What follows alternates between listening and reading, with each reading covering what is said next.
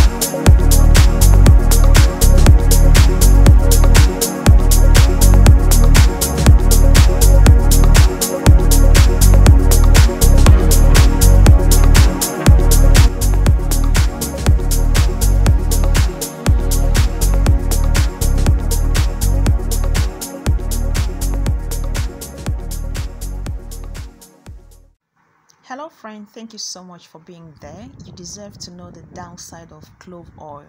Clove oil, if you do not already know, is a little bit drying for your hair.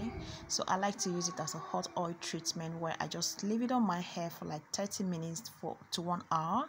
Then I wash it off and I move on with my normal routine with my hair care. So thank you so much for sticking by. I'll see you again in my next video. Bye for now.